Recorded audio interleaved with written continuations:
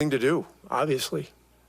But being at home, having the ability to use a practice court to stay warm and be ready to jump into the game, those were positives. And so that was the decision.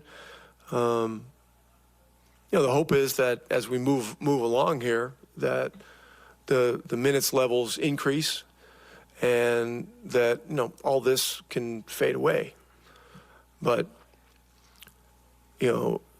player health has got to be, it's got to be at the top of the list of priorities. And so sometimes you go through these kinds of challenges bringing a player back. Obviously, he had the uncharacteristic turnovers tonight. Do you think that was a factor in just him coming off the bench, or just, I guess, how would he, or maybe the discussion you had with him about his performance tonight, particularly taking care of the ball? Yeah, NBA players are men, not machines. As great as Tyrese is with ball security, there's going to be some nights where it's rough. And him being in a totally different situation, starting the second quarter, certainly contributes to that. I don't think there's any doubt about that. And what do you think of Benedict Mathurin just being in attack mode all night? Obviously, 31 points and keeping you all, in it toward, at the end of the game. He can score.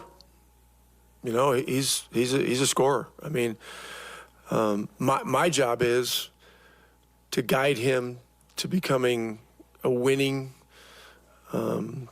championship habits type player that can play with any group, who can find his opportunities to score the ball within the flow of the team.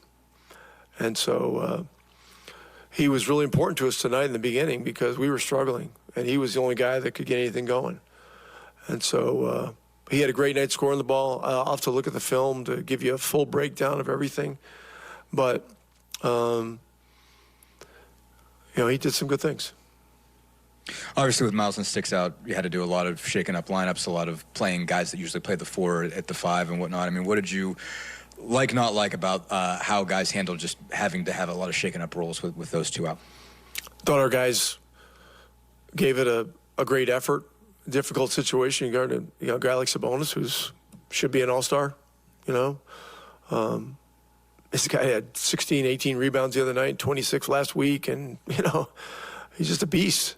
So, and look, they're rested, we're not. There's a lot of things going against us. The guys fought until the end. It's a tough night. It's a tough night. They're four main guys, all had over 20, and Murray's their 5th main guy, and I think he's the only one that didn't.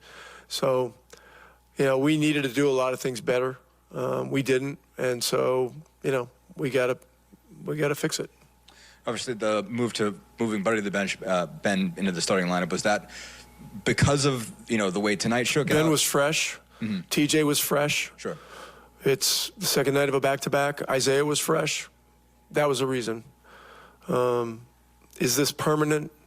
No, it's not permanent. Things are fluid. And starting's got to be merit-based.